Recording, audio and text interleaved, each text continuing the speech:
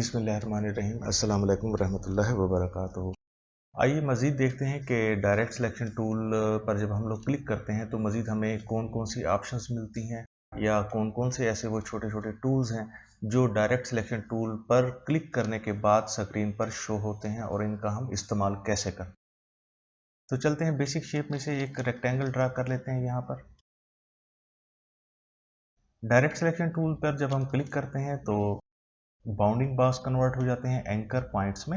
Anchor point का असल मकसद या मतलब यही होता है किसी चीज़ को रोक कर रखना। देखें ये एक लाइन है या एक सेगमेंट है, तो इस एंकर पॉइंट ने इस लाइन को यहाँ तक रोक के रखा है और यहाँ तक रोक के रखा है, और यही एंकर पॉइंट और ये वाला एंकर पॉइंट ने इस लाइन को यहाँ पर रोक के रखा हुआ है। एंकर का बेसिक मकसद यही ही होता है। आगे चलते हैं।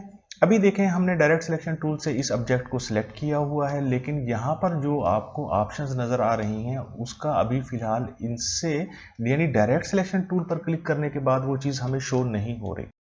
तो ऐसा कीजिए कि एक एंकर पॉइंट को रेंज मिले। अब जैसे ही इस एक एंकर पॉइंट को सिलेक्ट किया तो देखें यहाँ पर ऑप्शंस चेंज हो गई। यहाँ पर कुछ चीज़ें आपको मिलती हैं इजाफी। दो को सिलेक्ट करके देखें तो भी वही चीज़ आपको नज़र आएगी, और शिफ्ट के साथ ये तीसरा एंकर पॉइंट सेलेक्ट कर लिया तो भी वही ऑप्शन नज़र आएंगी।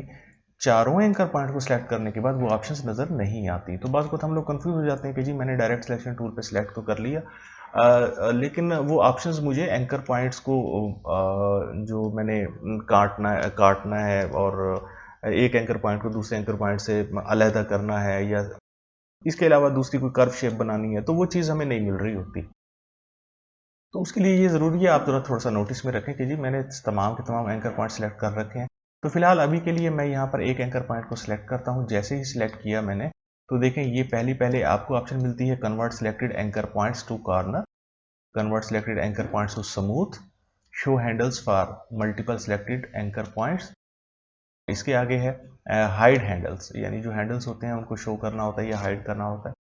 उसके बाद ये है कि एक एंकर पॉइंट को हम लोग किस तरह से आपस में डिस्कनेक्ट करते हैं, यानी ये सेगमेंट और ये वाला सेगमेंट आपस में अभी इस वक्त इस एंकर पॉइंट की मदद से जुड़े हुए हैं। हम लोग इसको अलहदा कैसे कर सकते हैं, वो ऑप्शन इसके अंदर मौजूद है।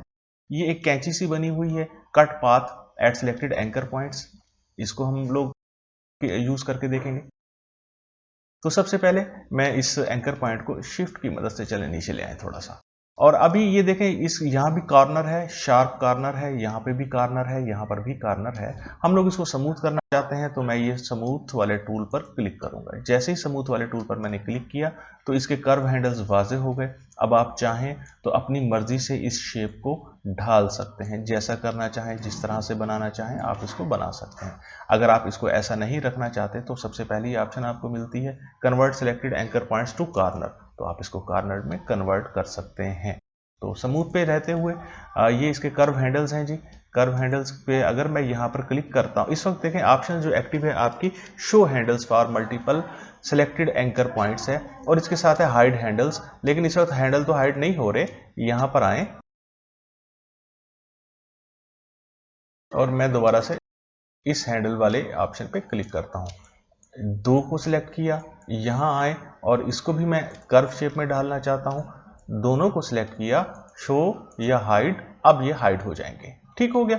तो एक छोटी सी ऑप्शन उन्होंने दी है, अगर आप शो करना चाहते हैं तो शो कर लें। खैर काम करते हुए तो हमें इसको शो ऑप्शन पे क्लिक करना ही है।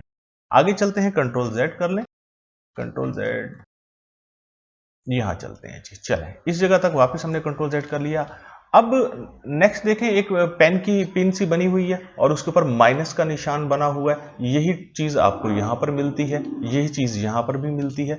तो अब की बार वहाँ की बजाय हम लोग यहाँ से इस्तेमाल कर लेंगे इसका। तो माइनस रिमूव क्लिक किया हमने।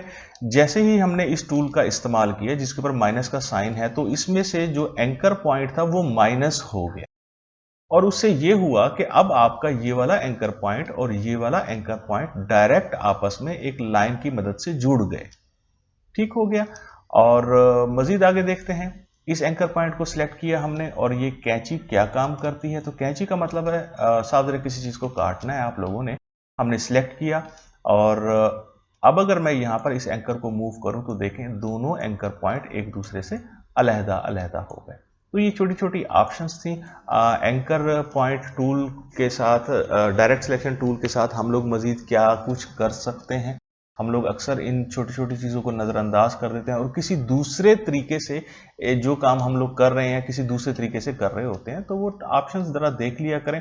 ऊपर भी ऑप्शंस कुछ टूल्स की ओपन हो जाती हैं, साइड पर भी मैंने पहले भी बताया है कि साइड पर भी वही ऑप्शंस मौजूद होती हैं।